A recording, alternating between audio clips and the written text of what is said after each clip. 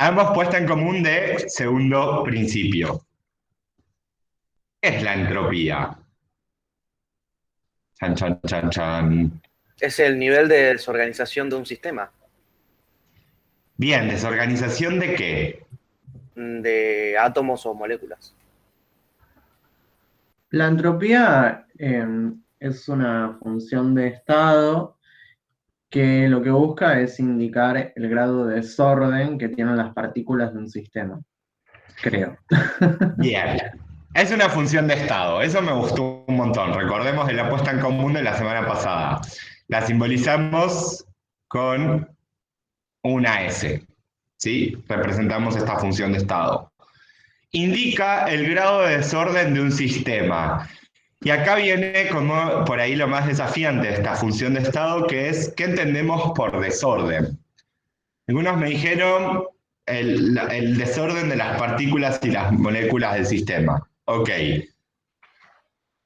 ¿Y ese desorden a qué apunta? O sea, desorden en cuanto a qué, u orden en cuanto a qué. A su dispersión, puede ser. No necesariamente. En ¿Qué cuanto a estudia la la termodinámica? El Nos calor, vamos a la teórica 1. la energía. Será la Bien, teoría. energía. Básicamente, ¿cuál es la relación entre materia y energía, podríamos decir? Entonces, si la entropía es una función de estado termodinámica y está vinculada al orden o desorden de un sistema, ¿en cuanto a qué? En cuanto a su energía. En cuanto a su energía, la teórica vieron, en el video de la teórica, que tiene que ver con la cantidad de microestados energéticos que podemos tener vinculados a un estado macroscópico, ¿sí? Yo puedo agarrar un estado macroscópico, cualquiera, así, un tachito donde tengo un gas, por ejemplo, y habíamos dicho en nuestra puesta en común de la semana pasada que este estado del sistema lo definía en base a una cierta cantidad de propiedades macroscópicas que podía medir del sistema. Por ejemplo, la presión, la temperatura, el volumen, todas las que vimos para gases. Ahora, todas estas me traen información, por más que nunca lo hayamos pensado tan así, de la energía que tiene el sistema, ¿sí? La energía microscópica. Esto es, cuánta energía cinética tienen, cuánta energía para vibrar tienen, todas las que vimos para la energía interna del sistema. Pero yo puedo decir, bueno, toda esta energía que me da todas estas variables, pongámosla como bien grande energía, la entropía me dice de cuántas maneras puede acomodar mi sistema a nivel microscópico, es decir, a nivel átomos y moléculas, toda esa energía grande que tiene. Por ejemplo, puede estar usando toda esta energía grande, una opción sería para, voy a usar otro color, para que todas las moléculas se muevan nada más. ¿Sí? Es decir, puedo imprimir toda esa energía total que tiene el sistema como energía cinética nada más. Y todas las moleculitas que estén por ahí dando vueltas se van a estar únicamente moviendo. ¿Sí? Eso sería un microestado. Ahora, otro microestado, yo puedo decir, bueno, la mitad de esa energía total, grande que tenemos, la pueden estar usando la mitad de las moléculas para trasladarse y la otra mitad para vibrar. ¿Sí? Entonces voy a tener una mitad de moléculas moviéndose aleatoriamente en las 3 dimensiones y otra mitad va a estar quieta en el lugar pero vibrando, nada más. Y ese es otro microestado posible. ¿Sí? Pongamos este. Otra opción sería agarrar esta energía grande y ahora todas las moléculas vibran nada más y ninguna se mueve. Y eso sería este otro puntito, ¿sí? Todas esas combinaciones a nivel microscópico, a nivel partículas, átomos y moléculas, con las cuales puedo estar usando esa energía macroscópica que mido, de eso habla la entropía, a eso se refiere con orden o desorden. ¿Sí? Nosotros podemos decir a grandes rasgos que un estado gaseoso tiene más entropía que un estado líquido y un estado líquido tiene más entropía que un estado sólido. Lo cual tiene sentido, considerando esta visión que tenemos ahora un poco más seria de orden y desorden. En un estado gaseoso, como gases ideales, nosotros dijimos o definimos ese estado en Introducción a la Química como que las partículas no interactúan entre sí. ¿Sí? Son ideales, entonces no se ven unas con otras. Ok, genial. Tengo una componente de energía que ya no voy a estar usando para interactuar. En cambio, en un líquido y en un sólido, esa energía sí o sí la tengo que usar para generar interacciones intermoleculares con las vecinas. Por ejemplo, por otro lado, en un sólido, no tengo opción de que los átomos o moléculas se trasladen. ¿Sí? Sí o sí lo fijo y tengo menor cantidad de estos microestados asociados a una energía macroscópica. ¿Queda claro por qué podemos tomarnos esa libertad de decir que la entropía de un gas es mayor a la de un líquido y a la de un sólido? Sí. Sí. Bien. En el Chang, quienes leyeron el Chang para esta parte, pone un ejemplo, al menos la edición que yo tengo, no sé, ediciones nuevas, que dice, bueno, imagínense que ustedes tienen un mazo de cartas. Se compran un mazo de cartas y como habrán visto, vienen acomodadas esas cartas. O sea, apenas lo saco del paquete, viene el 1 de espada, después el 2 de espada, después el 3 de espada, el 4 de espadas, y así sucesivamente con todos los palos ordenados por palo y por número. Y el Chang propone, bueno, cuando vos mezclás ese mazo de cartas lo estás desordenando, entonces tiene más entropía ahora. ¿Tiene sentido eso? O sea, yo tengo el mazo de cartas, mi sistema es la cajita con el mazo de cartas. Lo compré nuevo, me vino ordenado, en el sentido de los palos y los números. Ahora, lo mezclé. ¿Ese sistema tiene más entropía que antes?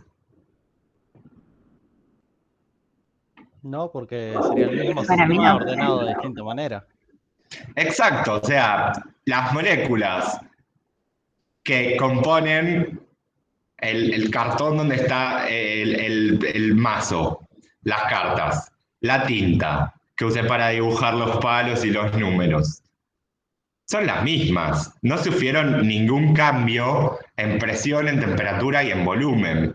Siguen estando a la misma presión, temperatura y volumen, justamente, y esas moléculas no saben cómo tenían que ordenarse, ¿sí? Entonces, esa visión que da el Chang, no sé si alguno lo leyó, está bastante desafortunada. No se queden con que si limpié mi pieza y la acomodé, tiene una entropía menor que como la tenía antes un poco desordenada. Bueno, Bien. puedo usar el mismo ejemplo con dos paquetes, digamos. Tengo un paquete y si ese paquete, bueno, ese mazo lo junto a otro mazo, aumentaría, digamos. Porque tengo más posibilidad de mezclar. Bueno, que se acomoden dos paquetes que uno. Exacto, o sea, no perdamos de vista que estamos hablando de orden o desorden en cuanto a entropía con niveles energéticos que tengo de acomodar esa energía, nada más. ¿Sí? No si toda la energía cinética la pongo acá o acá. ¿Sí? En cualquier lugar donde la ponga, no sé, no me importa. Yo sé que puedo tener más posibilidades de acomodar esa energía, es decir, más opciones para usar toda esta energía total en distintas cosas para hacer a nivel moléculas y partículas que si las tengo fijas en un estado sólido a 0 Kelvin, por ejemplo, adelantándome a la pregunta que sigue. ¿Qué establece entonces el segundo principio de la termodinámica?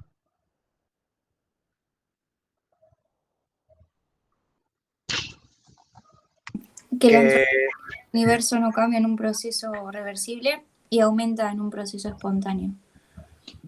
Bien, que la entropía del universo aumenta en un proceso espontáneo, y esto es lo que más nos va a importar a nosotros. Esta es la parte futurología, tarot, de la termodinámica.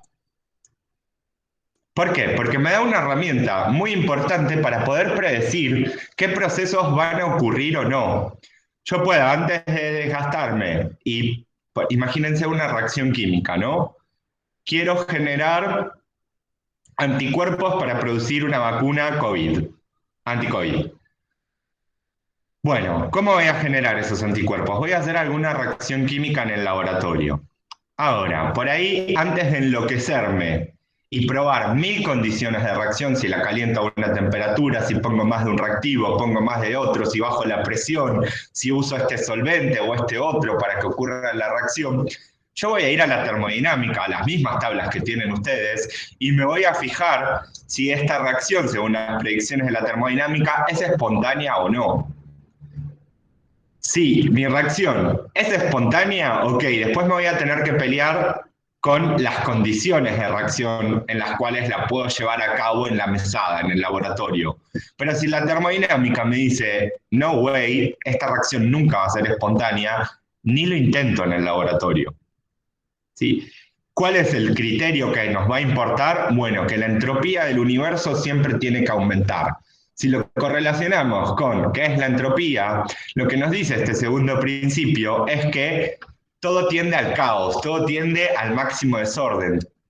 Todos los procesos tienden a que existan millones de maneras nuevas de acomodar la energía del universo, poniéndonos un poco metafóricos.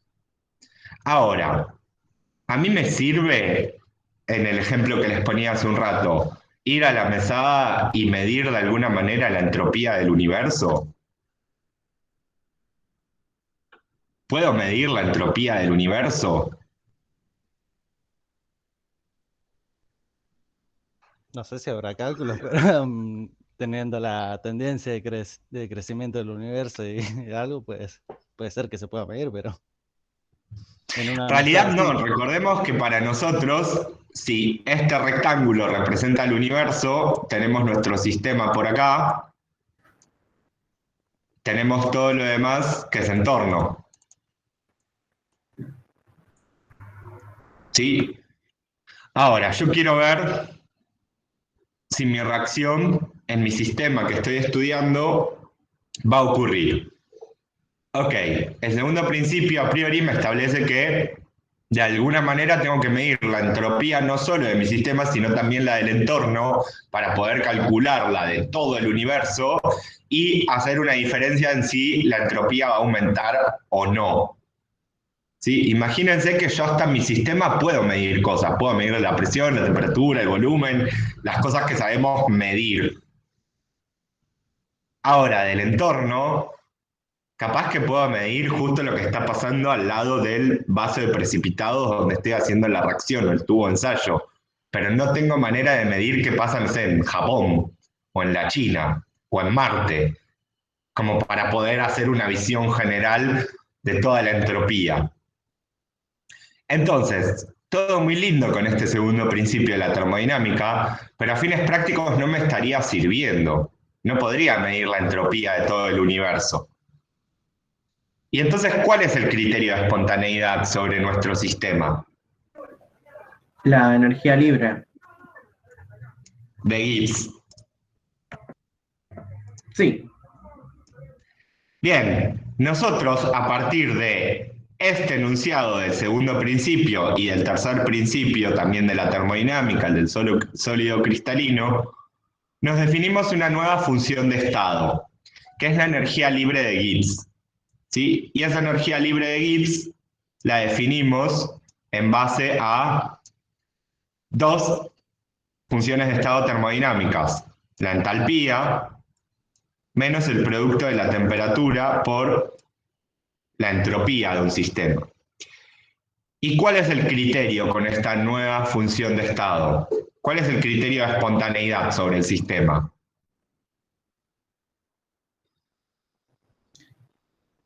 Bueno, tenemos que trabajar con el delta G, o sea, no con valores absolutos de G. Entonces, si el delta G del sistema es menor a 0, o sea, negativo, el proceso es espontáneo y la entropía del universo, o sea, perdón, la variación de entropía va a ser positiva. Bien, un sinónimo del segundo principio, desde el punto de vista de nuestro sistema, es que la variación, si la variación de energía del sistema es menor a cero, ese proceso es espontáneo. ¿Sí? Esto es como un sinónimo de esto otro de acá. En un caso, lo tengo referido al universo, lo cual me resulta poco práctico, bastante. Pero por otro lado, bueno, me definí una nueva función de estado y ahora esta función de estado es la que le puedo calcular a mi sistema para poder predecir si va a ser espontáneo o no. Y de hecho, esto se trata en la mayoría de los ejercicios. Por ejemplo, el que hicimos vía foro hoy. ¿Hasta acá vamos bien? Sí, sí. Sí. Bien, sigamos. Habiendo definido delta G, se nos abre un abanico de posibilidades. Recién dijimos, bueno, si delta G es menor a cero, la reacción es espontánea. O el proceso que sea es espontáneo. Esto es espontáneo. Ahora, ¿qué pasa si delta G es mayor a cero? No es espontáneo. No es espontáneo. Vamos a poner un espontáneo not.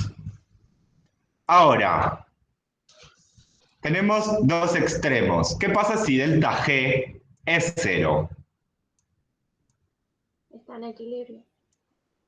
Bien, si delta G es igual a cero para un proceso, vamos a decir que ese proceso está en equilibrio. ¿Qué significa que está en equilibrio? Que no es espontáneo, pero tampoco es no espontáneo. ¿Sí? Está en equilibrio, está bien así como está. No te entrega energía de Gibbs, pero tampoco te consume energía de Gibbs. Está como ahí tranqui este proceso. Ahora, mucho no nos va a interesar esta condición de equilibrio. Más adelante, para la serie 5 de equilibrio químico y el resto de la materia prácticamente, va a ser muy importante esta condición de equilibrio, ¿sí? Y vamos a ir viendo semana a semana por qué, para cada caso de equilibrio en particular que veamos en la materia. ¿Qué me tengo que llevar de esta unidad? Todo lo que estuvimos charlando en la puesta en común, más los ejercicios que venimos trabajando en las series de ejercicios. Delta G menor a cero sobre mi sistema es mi criterio de espontaneidad. Si quiero hacer sintetizar en el laboratorio este componente para vacuna anti-COVID, un anticuerpo o lo que sea. Y antes de meterme en el laboratorio, le calculo el delta G a esa reacción y me da un delta G mayor a cero. No hay punto de vista para que esta reacción sea espontánea, ¿sí? En esas condiciones de presión y temperatura que estoy trabajando. Capaz que cambie un poco las condiciones de presión y temperatura y delta G ahora se me hace negativo. Entonces, esas son las condiciones en las cuales la reacción puede ocurrir, ¿sí? Ahora, un estado de equilibrio va a quedar definido de acá a lo largo de la carrera, ¿sí? No solo de la materia, a lo largo de la carrera, como un proceso, sea cual sea, en el cual la variación de energía libre de Gibbs es cero. ¿Sí? Esto nos lleva a una tercera o quinta pregunta, mejor dicho, que es ¿qué ocurre a la temperatura de equilibrio? Porque habrán visto en los ejercicios que aparece una temperatura de equilibrio. ¿Quién me puede decir qué ocurre a la temperatura de equilibrio? Se refiere al cero absoluto, que la entalpía tendía al cero. No, un valor constante en realidad. No. Esa es la temperatura absoluta, ¿sí? El cero absoluto, que no es la temperatura de equilibrio. Y eso nos lo dice el tercer principio, que acá pasó sin pena ni gloria, porque a fines prácticos mucho no nos importa lo que dice ese tercer principio. Lo que nos dice el tercer principio de la termodinámica es que un sólido perfecto a 0 Kelvin tiene una entropía de cero. necesariamente. Voy a poner otro color. A temperatura de equilibrio ocurren los cambios de estado, ¿verdad? Tampoco. ¿Tiene que ver con el valor que adopta la temperatura en ese punto de equilibrio, por así decirlo, en el cual es igual al cociente de delta H sobre delta S? Sí y no. A ver. A ver, ¿qué es un sólido perfecto o qué es un sólido? Recordemos de introducción a la química. Nosotros teníamos, por ejemplo, un cloruro de sodio, ¿se acuerdan? En un compuesto iónico que formaba estas estructuras cristalinas, que eran como cubitos, donde en cada vértice tengo los cloruros y en el medio teníamos los sodios. ¿Se acuerdan de estructuras cristalinas que las vimos así al pasar?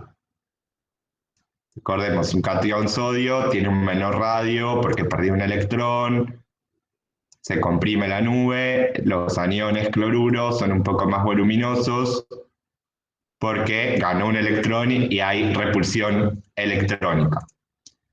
Ahora, yo cristalizo un cristalito de cloruro de sodio, por ejemplo, y veo que se acomodan de esta manera. Un cloruro, un sodio, un cloruro, un sodio, y esta unidad cubito se repite a lo largo de las 3 dimensiones. En un sólido perfecto, ¿sí? Ahora, si yo lo llevo a 0 Kelvin, al cero absoluto, esto no tiene nada de energía cinética, no tiene energía. Entonces, estos iones no les queda otra que es un sólido, por lo tanto no pueden moverse.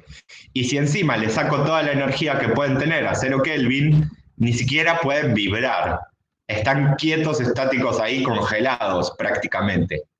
Entonces, no tienen ninguna manera de acomodar energía, porque no tienen energía. Entonces la entropía es cero. ¿Sí? Eso es lo que nos dice el tercer principio.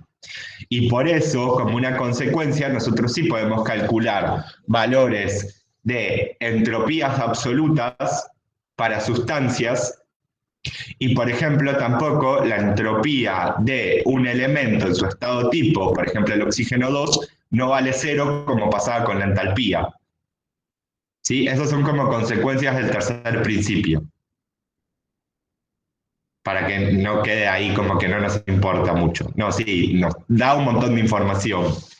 Es hipotético, porque el cero absoluto todavía experimentalmente no se pudo conseguir. Bien, volvamos a la temperatura de equilibrio. Ustedes me dijeron hace un rato, creo que fue Luis, cómo se calcula esa temperatura de equilibrio. Sí, pero yo no pregunté cómo se calcula, sino qué ocurre a la temperatura de equilibrio. ¿Se invierte el signo de delta G? A la temperatura de equilibrio estamos en equilibrio. Bueno, en realidad no, claro, porque es cero, no tiene signo. Sería el punto de inflexión. Creo. Igualan. La palabra clave es que estamos en equilibrio. Si estamos en equilibrio, delta G vale cero. Es decir, a esa temperatura yo logro que la reacción que sea, en el caso nuestro que estamos estudiando reacciones, pero extendámoslo a procesos, a esa temperatura logro que mi proceso, mi reacción química, alcance el estado de equilibrio. Es decir, que quietito ahí. ¿Sí? Ni va a ser espontáneo ni va a ser no espontáneo. Va a estar justo en una situación de equilibrio. Ahora, ¿cómo puedo conseguir esa situación de equilibrio? A partir de delta G. ¿Sí? Puedo calcular la temperatura, como vamos a ver en un rato, y establecer a qué temperatura a priori vamos a poder llegar a la condición de equilibrio. Ahora, ustedes me estuvieron diciendo, bueno, esto tiene que ver con que en un momento es espontáneo y después deja de ser espontáneo. Sí, es cierto. Fíjense que nosotros sabemos calcular delta G como delta H menos T por delta S. ¿No? Ahora, si quiero determinar cuál es la temperatura de equilibrio, debería igualar toda esta ecuación a cero, porque esa es mi condición de equilibrio. Y de ahí despejar temperatura y llevamos ese cociente delta H sobre delta S. Por otro lado, ¿qué pinta tiene la ecuación o qué dependencia tiene delta G con la temperatura?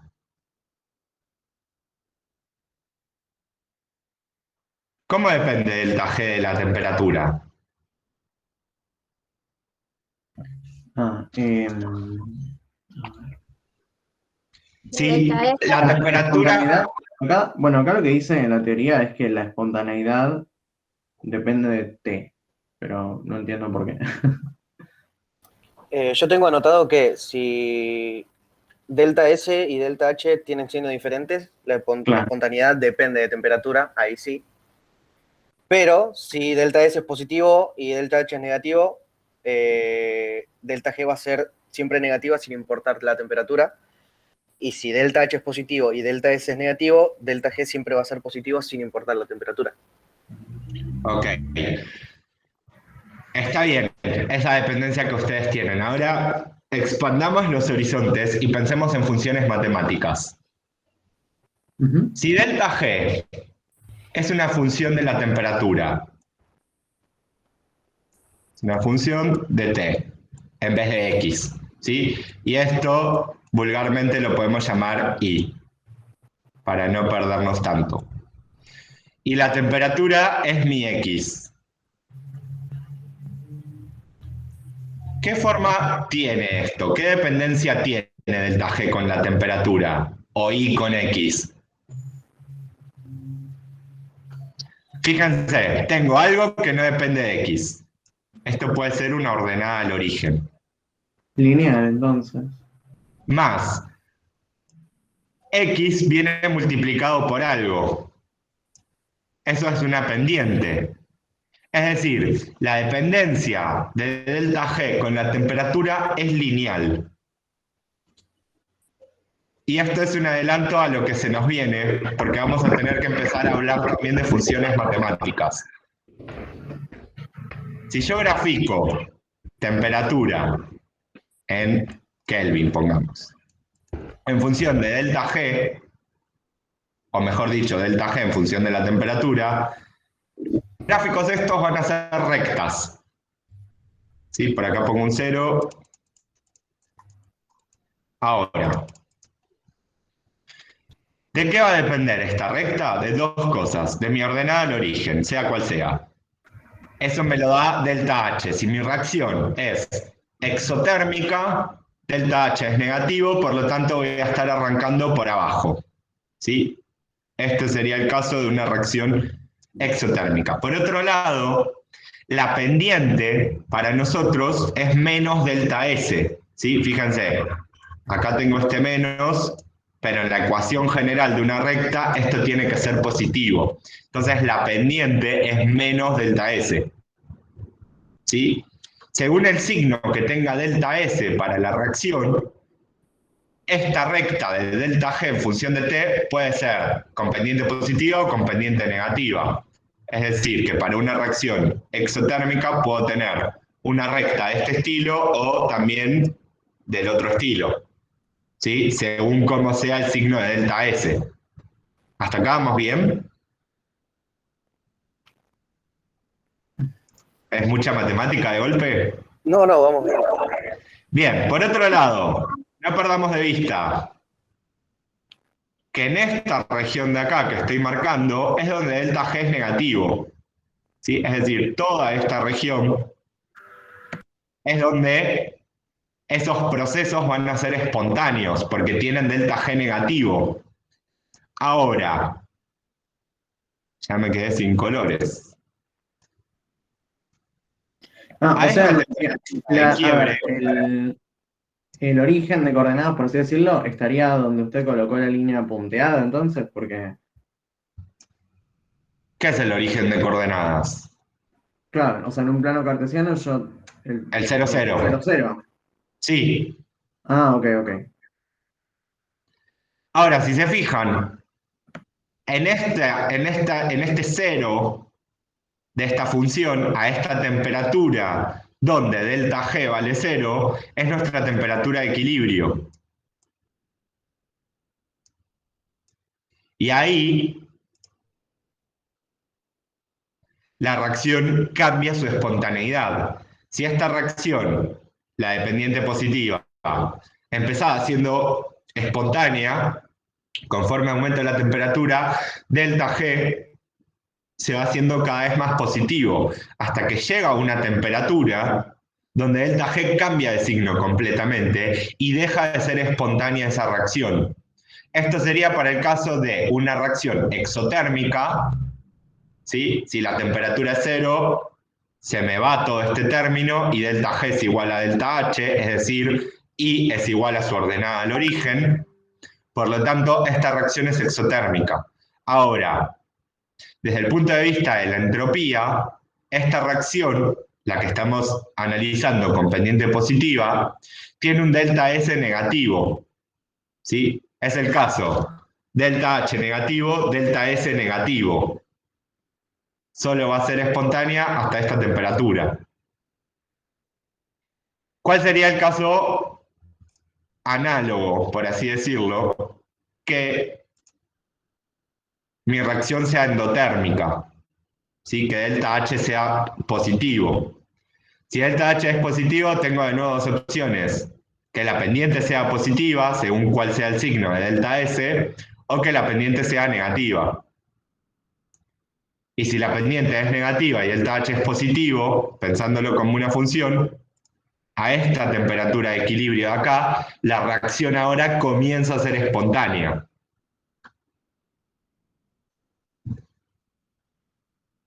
¿Vamos bien hasta acá? Me perdí un poco, pero no sabía dónde. Es que aparecieron funciones matemáticas ahora, creo. Lo que estamos viendo, vamos a terminar de hacer un lío acá, que es resaltar estos puntos. Estas rectas que estoy resaltando son las que no estamos analizando todavía, ¿sí? Esas que están sombreadas ahí. Hasta acá venimos diciendo, bueno, queremos ver qué ocurre a la temperatura de equilibrio, ¿no? Ya sabemos que nuestro sistema va a estar en equilibrio termodinámico. Delta G va a valer 0 a esa temperatura. Y lo sabemos calcular. Ponemos un 0 acá, despejamos la temperatura y nos queda delta H sobre delta S. Hasta ahí vamos bien. Sí.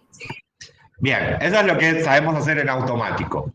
Ahora, que yo puedo ir un poco más y analizar para cada reacción en particular, como nos propone creo que el ejercicio 5 de la guía, qué pasa con delta G en función de la temperatura. ¿Sí? Y lo que vimos es que delta G depende linealmente de la temperatura. Tiene la pinta de una ecuación de la recta, donde la ordenada, mi eje Y sería delta G, gráfico delta G, mi eje X sería la temperatura, gráfico de la temperatura. Y ahora, la ordenada al origen es delta H, la pendiente es del menos delta S. ¿Sí? ¿Hasta ahí vamos bien? Sí, hasta ahí bien.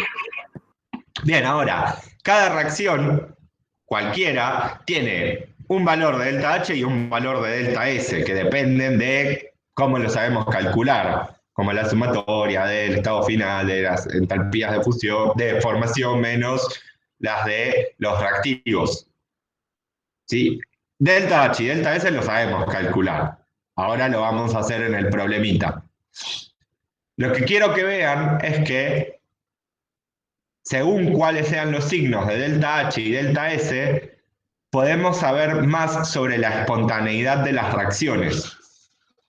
Por ejemplo, el primer caso que analizamos es este de acá. Delta H está menor de 0, ¿sí? Esta línea punteada, estoy marcando el 0 de delta G, ¿sí? Para acá tengo delta G positivos, para acá abajo tengo delta G negativos. Ahora, justo donde corto al eje Y, es decir, mi temperatura vale 0. ¿Sí? Si mi temperatura vale 0, todo este T por delta S vale 0. Por lo tanto, delta G es igual a delta H. en términos de rectas, y es igual a la ordenada al origen. Entonces, nuestro primer caso es una reacción exotérmica. Delta H es negativo. Ok, si delta H es negativo, tengo dos opciones, según cómo sea delta S, la pendiente. Si delta S es negativo, la pendiente es positiva, porque acordate que es menos delta S la pendiente. Entonces, tiene pendiente positiva. Esta recta aumenta para allá arriba. Si delta S fuese positivo, por este menos, la pendiente sería negativa y sería esta recta azul que tenemos por acá. Ahora, solo para el caso donde delta H es exotérmico y delta S es negativo, esta reacción arranca siendo espontánea a temperaturas bajas. A medida que voy aumentando la temperatura, aumenta delta G hasta que en determinado valor de temperatura cambia el signo de delta G. La reacción deja de ser espontánea y pasa a ser no espontánea. ¿Hasta ahí vamos bien? Sí, profe. Para el caso de las rectas que están marcadas con celeste, o sea, lo que ocurriría es que nunca llega a una temperatura de equilibrio, es imposible. Bien, Ok. exacto. Para el caso de las rectas, O sea, que marcamos en matemáticamente celeste, lo podría encontrar, pero me daría un valor negativo de temperatura, pero la escala Kelvin no posee valores negativos. no existe temperatura de equilibrio. No tengo ningún valor de temperatura donde delta G cambie de signo. Fíjense, para Claro. este otro caso que analizamos, reacción exotérmica, donde la pendiente es negativa, por lo tanto delta S es positivo, siempre va a ser espontánea esta reacción. ¿Sí? Siempre voy a estar en la zona de delta G menor a 0, a cualquier temperatura. Este otro caso de acá es la entalpía, mi ordenada al origen es positiva, la entalpía es positiva, por lo tanto es una reacción endotérmica, y la pendiente es positiva, por lo tanto delta S es negativo. Esto es, delta H positivo, delta S negativo. Es el otro caso que está en la teórica, así como suelto. Pero ahora nosotros, si nos pensamos a delta G como una función matemática lineal de la temperatura, nos podemos armar rapidito estos gráficos y analizar estas rectas, ¿sí? En este caso, delta H positivo, delta S negativo, la reacción nunca va a ser espontánea, nunca, nunca, jamás. ¿Lo ven? Siempre voy a estar en la zona donde delta G es mayor a 0. Siempre voy a estar por acá.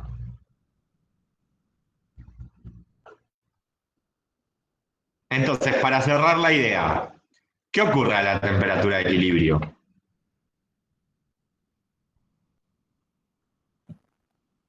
Llegamos al punto en el que delta G sería 0. Bien, Igual a 0. está bien. ¿Y qué Y pasa delta ahí? H y delta S tienen el mismo signo, ¿no? No necesariamente. El sistema está en equilibrio. simplemente. Pero si delta H sobre delta S... Ah, bueno, claro, estoy asumiendo que No, porque ahí hay están los una dos ejemplos. temperatura de equilibrio, entonces. ¿Qué pasa a la temperatura de equilibrio? Está bien, estamos en la situación de equilibrio. Ahora, ¿por qué me importa esta temperatura? Porque ocurre un cambio de espontaneidad del proceso. Si era espontáneo, deja de ser espontáneo, y si era no espontáneo y existe una temperatura de equilibrio, comienza a ser espontáneo a partir de esa temperatura de equilibrio. Claro. O sea, asumiendo que se mantiene la tendencia del delta T, ¿no? ¿Cuál sería la tendencia del delta T? Claro, porque, a ver, acá la temperatura está variando, Sí, claro. O sea, debería continuar con esa misma pendiente, por así decirlo. bien. ¿Quién me condiciona la pendiente? Esto, a ver, el viernes lo vamos a seguir hablando en problemas, pero para aprovechar con la comisión 3 que estamos todos. ¿Quién me condiciona la pendiente en estas rectas? El valor de delta S. La entropía, exactamente. Pregunta es- El valor de delta S. Ahora, en una reacción química. Por ahí es muy en el aire esto, ¿eh? Ustedes me frenan y me preguntan. Pero pensemos en una reacción química donde tengo, no sé, sólidos, nada más. ¿Sí? A es sólido, se transforma en B sólido. Aumento la temperatura. A o B, ¿van a seguir siendo sólidos siempre? Depende Llegar a su igualmente punto de la ebullición. temperatura del sólido. Antes van a tener que pasar por el de fusión, antes de pasar al de ebullición, Claro. o al de vaporización, dependiendo. Si llegamos al punto de fusión, pasan a ser un líquido. Bien, ¿y si pasa a ser un líquido, delta S va a seguir valiendo lo mismo a esa No. temperatura? No. Entonces, ¿qué puede pasar? Y esto lo vamos a ver después del primer parcial, en la parte de química descriptiva. Puede pasar que estos grafiquitos de delta G versus T tengan un quiebre de pendiente. Venga la recta con esta pendiente así hasta una determinada temperatura donde hay un cambio de estado y la pendiente cambia de valor, ¿sí? Se hace más inclinado, menos inclinada. Y ahí estoy viendo, acá hay un cambio de estado. Pero esto me estoy yendo a la segunda parte de la materia. Así que pasemos a nuestro ejercicio. ¿Alguna duda de lo anterior? Creo que no.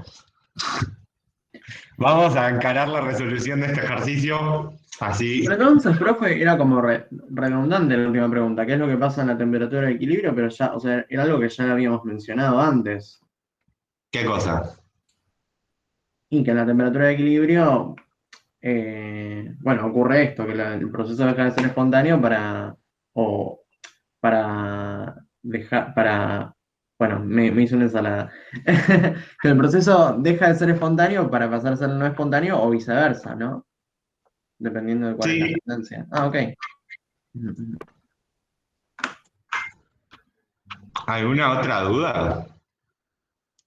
¿Podría llegar No, el no. caso que la temperatura de equilibrio fuera también un cambio de estado?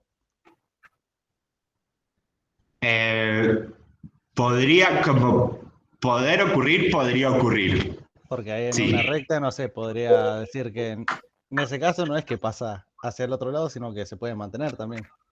Siendo no espontánea porque pega, no sé, viene sobre cero, llega a la temperatura de equilibrio y vuelve de vuelta hacia... Como un hacia la triangulito. posición.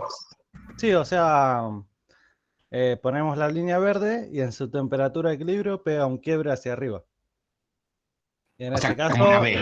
sí, y en ese caso no sería que la temperatura de equilibrio es el punto donde pasa de un estado al otro, porque digamos, ahí no pasó de un estado al otro. Pero ahí dejaría de ser una función En este lineal. momento, o sea, no se me viene ningún caso donde ocurra eso. Por lo tanto, podría ocurrir. Para la mayoría de las reacciones que podemos estudiar, nosotros no va a ocurrir eso.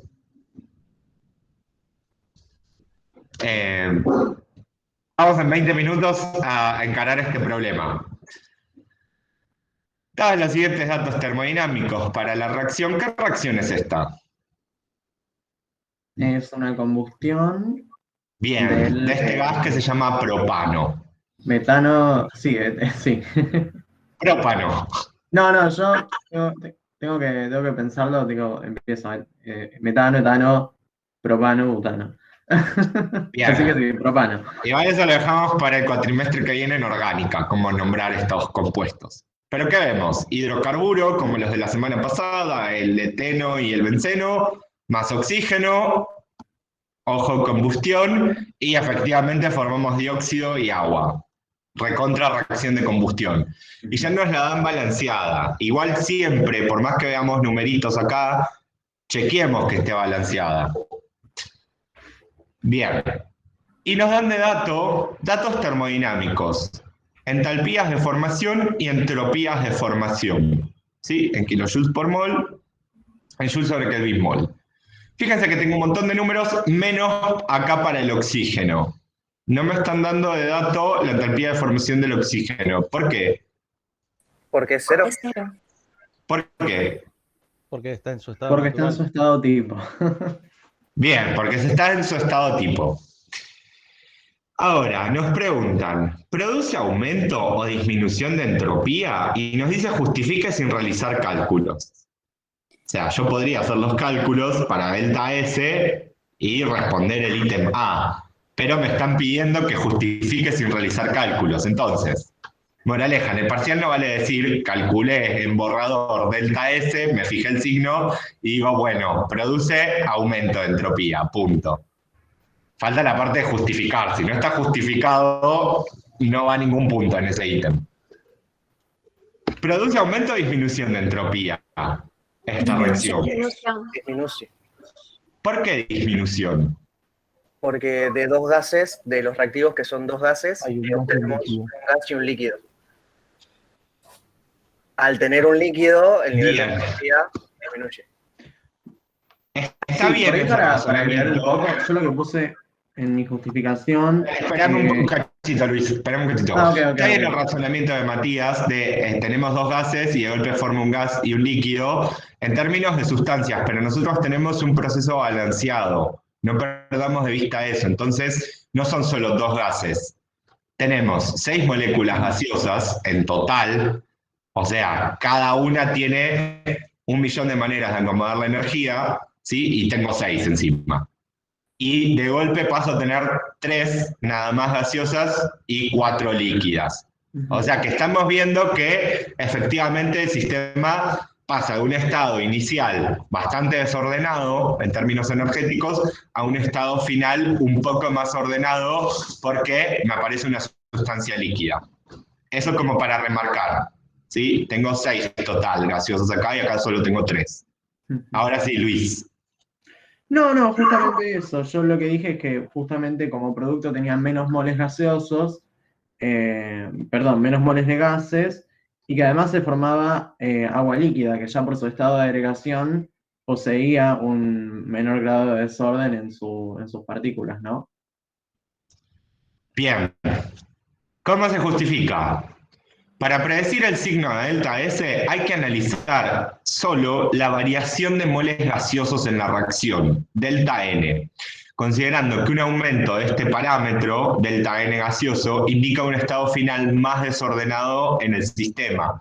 No perdamos de vista que, de nuevo, reactivos es nuestro estado inicial y productos es nuestro estado final, ¿sí? Cuando hablemos de deltas. Entonces, si calculamos delta N para este caso, delta N nos da un total de menos 3 moles. ¿Sí? Como delta N es negativo, yo lo que estoy viendo es que este sistema, en términos de desorden, pasa de un estado más desordenado a un estado más ordenado. Por lo tanto, delta S debe disminuir.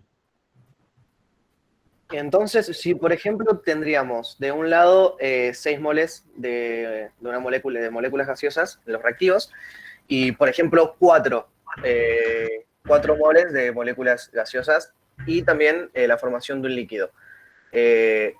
Porque tiene de la parte de los productos más moles gaseosos que en la parte de los reactivos, delta S aumenta, aunque se haya formado un líquido. Sí, porque estoy, en el caso que vos me planteaste puntual, no porque delta N te seguía dando negativo, pero repregunto lo que vos me querías preguntar. Si delta N me da positivo, si delta N gaseoso me da positivo, ¿sí? Delta S tiene que ser positivo, sí o sí. Independientemente si se me forma un sólido o un líquido también. ¿Por qué? Porque yo estoy viendo lo más desordenado que puedo tener y estoy viendo que en mi estado final tengo más moléculas desordenadas gaseosas que inicialmente, por más que algunas ordenadas, líquidas o sólidas, formen el estado final. ¿Sí? Por eso evaluamos solamente delta N gaseoso. Ahora, si en mi reacción no tengo ningún gas, son todas cosas sólidas, y líquidas que están reaccionando y formándose, no puedo usar este truco. ¿Sí? No puedo decidir, solo vale con moles gaseosos. ¿Vamos bien hasta acá? Sí, sí. Bien. Segundo caso, el segundo ítem nos pregunta calcular delta G. ¿Qué significaba este cerito? En estados En de condiciones estándar. condición estándar. Bien, estándar 298 Kelvin, una atmósfera, indicando todos los cálculos realizados y al final nos pregunta si es espontánea la reacción. Entonces, bueno, ¿cómo decido espontaneidad con delta G menor a 0? ¿Sí? Sí, solo sí, una reacción va a ser espontánea si el delta G es menor a 0. ¿Cómo calculo delta G para la reacción? Como el delta H de reacción menos el producto de la temperatura por el delta S de reacción. ¿Cuánto vale la temperatura en este problema? 298. 298 Kelvin porque me lo piden en condiciones estándar. Muy bien. Ahora, ¿cómo calculo delta H? Como ya sabemos, ¿sí? La sumatoria del coeficiente estequiométrico por las entalpías de formación de los productos menos la suma del coeficiente estequiométrico por las entalpías de formación de los reactivos. ¿Cómo calculo delta S de reacción? De igual manera, pero con entropías en lugar de entalpías, ¿sí? Y siempre, recordemos, un delta me indica estado final menos inicial. En una reacción el estado final son los productos, el inicial son los reactivos. Bien. Entonces, sí o sí, para calcular delta G, necesito antes arremangarme y calcular delta H y delta S. ¿Sí? Y recién ahí voy a poder decidir si delta G es espontánea o no. ¿Vamos bien hasta acá? Sí, perfecto.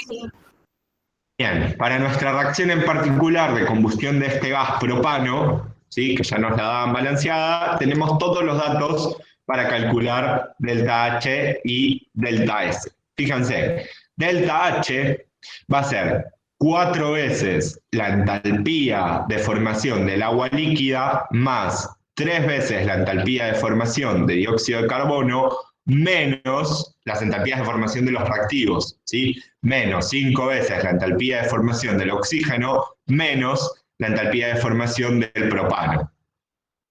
Reemplazo con valores, ¿sí? Y fíjense que acá les quería mostrar un truco para no escribir a cada rato las unidades de cada valor de entalpía de formación. Puedo hacer el truco de meter todos números, encerrarlos entre corchetes y al final enchufarle las unidades, ¿sí? Y esto sería como una distributiva de estos kilojoules por mol para cada valorcito. Entonces ahí me ahorré escribir al lado de cada número las unidades. Bien, reemplazamos y llegamos a este valor de entalpía de formación. ¿Es una reacción endotérmica o exotérmica? Exotérmica. Exotérmica, bien, tiene un signo negativo, ¿sí? De 2100 y pico de kilojoules por mol. Ahora hagamos lo mismo con delta S de reacción, ¿sí? Es 4 veces la entropía de formación del agua más 3 veces la entropía de formación de dióxido menos 5 veces la entropía de formación del oxígeno menos la entropía de formación del propano. Reemplazamos con valores, hago el mismo truquito de las unidades y llegamos a un delta S de menos 374,1 joules sobre Kelvin mol. Fíjense que nuestro razonamiento en el ítem A está bien. Era un delta S que tenía que disminuir.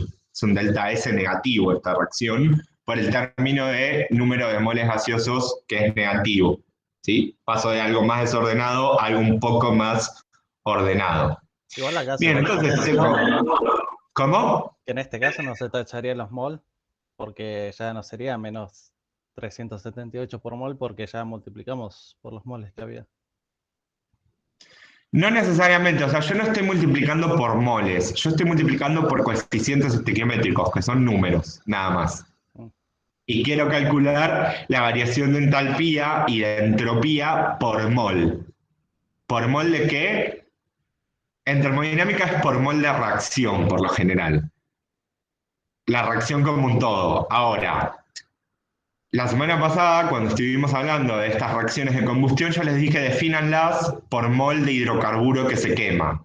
Entonces las podríamos pensar como que son estos por mol de acá abajo, por mol de propano que se está formando, ¿sí? Por cada, que se está combustionando. Por cada mol de propano que se combustiona, libero menos 2108,9 kilojoules en forma de calor, y el sistema tiene una variación de entropía de menos 374,1 joules sobre Kelvin por cada mol de propano que se está quemando. ¿Sí? De ahí viene ese mol. ¿Vamos bien hasta acá? Sí, Profe, ¿le molestaría pasar a la diapositiva anterior? Porque quiero verificar una cosa de la fórmula. Porque a mí me dan mal las cuentas y creo que estoy reemplazando mal los datos. Acá están todos los datos reemplazados. ¿Cuál particular pensás? O sea, ¿qué dato estás en duda? Creo que mi problema está en cuando balanceo la ecuación, los términos... Ya está balanceada. Claro, sí, me parece que ahí está mi error, que no los estoy Fíjate, es multiplicando. 3 veces la del dióxido, tanto en entalpía como en entropía. A eso le sumo la del otro producto, 4 veces la de agua y la entropía del agua. Y después le resto la parte de productos sumada, ¿sí? Que yo ya hice la distributiva de ese menos. Entonces, 5 veces entalpía o entropía de oxígeno y solo una vez entalpía y entropía de propano. Ah, está bien, gracias. Bien, y después reemplacé en valores, ¿sí? A partir de la ecuación balanceada, igual después, si lo cargaste en el campus, te lo retroalimento. Quédate tranquilo. Y encontramos más rápido el error. Pero a partir de la ecuación balanceada, yo ya puedo expresar más fácil delta H y delta S para calcular, ¿sí? Bien. Ahora, ¿para qué quería calcular delta H y delta S? Para calcular delta H. Bien, para calcular delta G, como delta H menos T por delta S. Fíjense, delta H es esto. Delta S es esto que está en azul y la temperatura dijimos que es de 298 Kelvin porque estamos en condiciones estándar.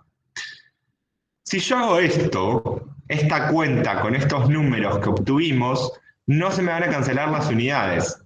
Profe, Delta H tiene unidades de kilojoules por mol. Si a delta S lo multiplico por una temperatura en Kelvin, se me cancela este Kelvin de acá abajo con el de la temperatura, pero no puedo sumar delta H en kilojoules con delta S en joules, ¿sí? Tengo que hacer un pasaje de unidades, el que yo quiera. Puedo pasar los kilojoules a joules, así puedo sumar joule con joules, o puedo pasar estos joules a kilojoules y sumar kilojoules. ¿Sí? Pero tengo que tener las mismas unidades para sumar. Yo lo que hice fue el pasaje a kilojoules de la entropía. Bien. 1000 joules son 1 kilojoules, ¿sí? Recordemos, esta acá me indica 1000 como los followers de Instagram. Entonces, delta G ahora lo puedo calcular. Reemplazo por esos valores en las unidades correspondientes y llegamos a un delta G de reacción de menos 1997,4 kilojoules por mol. Por lo tanto, estoy en condiciones ahora de decidir si esta reacción es espontánea o no. ¿Es espontánea? Sí, es menor a cero. Sí.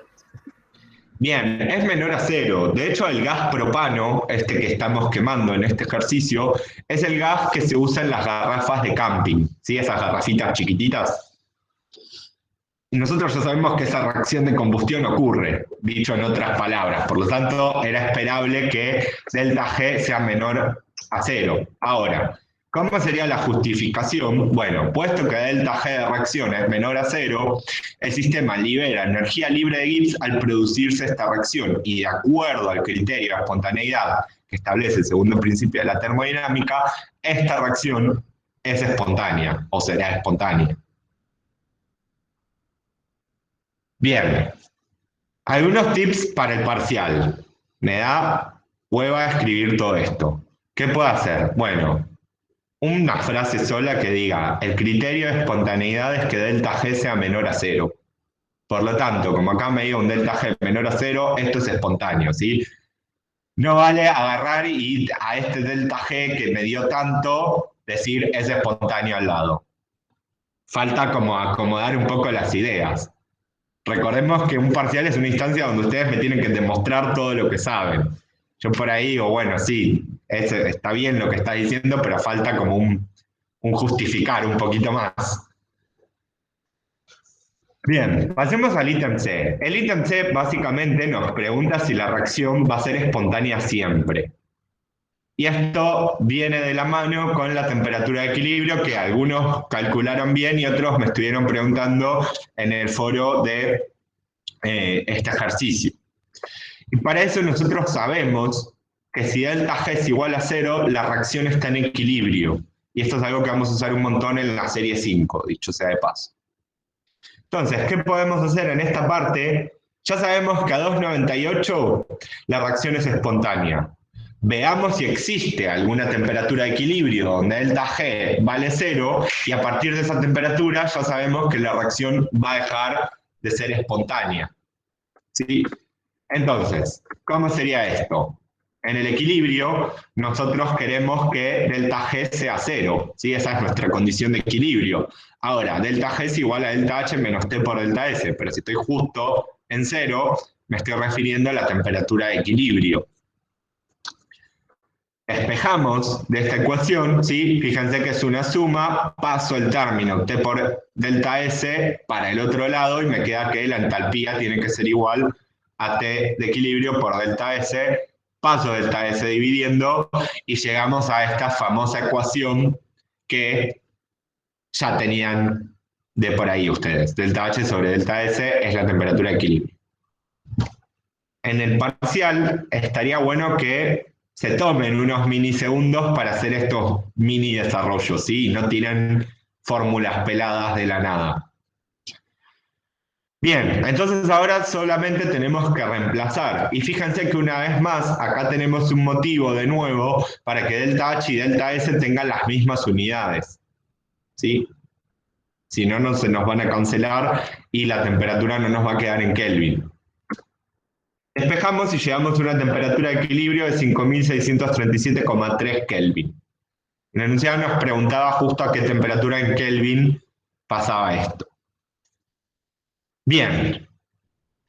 Si tuviésemos que hacer un gráfico, ahora, si en el parcial nos pide hacer un gráfico de cómo varía la espontaneidad de esta reacción en función de la temperatura. ¿Cómo sería esto? Bueno, espontaneidad sinónimo de delta G. Temperatura en el eje X. Ahora, ¿esta reacción era endotérmica o exotérmica? Exotérmica. Era exotérmica. Pongo mi 0 por acá, ¿sí? Esta linita punteada. Y esta reacción es exotérmica. Muy bien. O sea que tiene un delta H por acá. Ojo, ¿no? No me vuelvo loco con las escalas. Ahora, ¿cómo es la pendiente de este gráfico? Negativa. ¿Es positiva o es negativa? Negativa. Positiva. Es positiva. Positiva.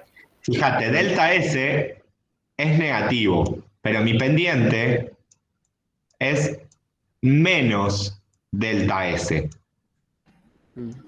Si delta S ya es negativo, al multiplicarlo por un menos se hace positivo, ¿sí? Y por lo tanto, esto tiene que crecer. Por otro lado, el punto donde se cruzan acá es nuestra temperatura de equilibrio.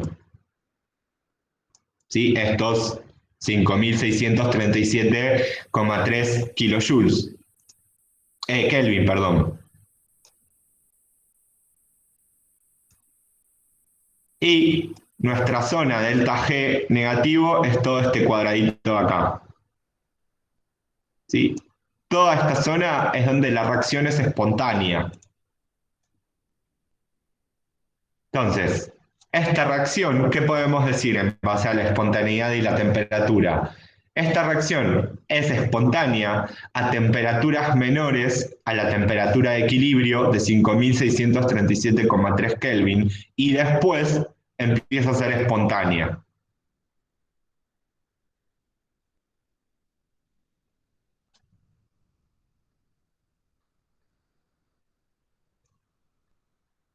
¿Queda claro por qué calculamos la temperatura de equilibrio entonces?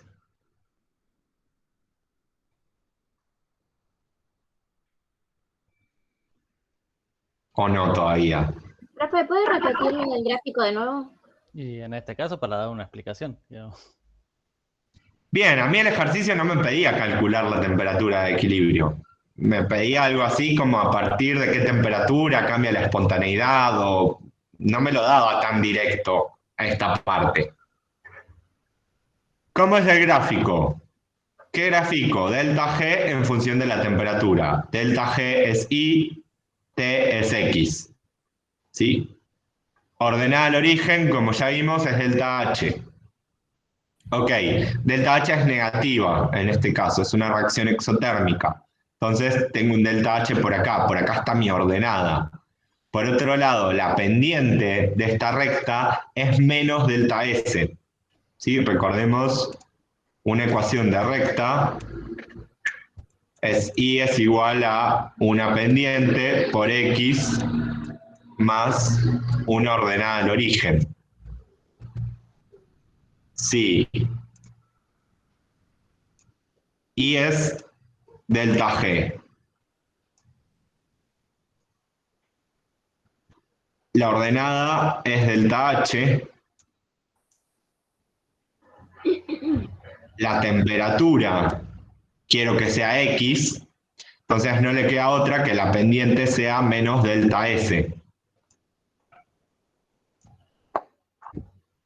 ¿Sí? Con este signo negativo y todo, para que sea exactamente igual a la ecuación de la recta que nosotros ya conocemos. Creo que escrita así está como un poco más acomodada a favor de ustedes que la que vimos al principio. Entonces, este delta S para esta reacción es negativo, como dijimos en el ítem A y calculamos en el ítem B. Por lo tanto, la pendiente de este gráfico tiene que ser positiva. Y por lo tanto, esta recta tiene que aumentar. Y sabemos que donde corta al 0 de delta G es la temperatura de equilibrio.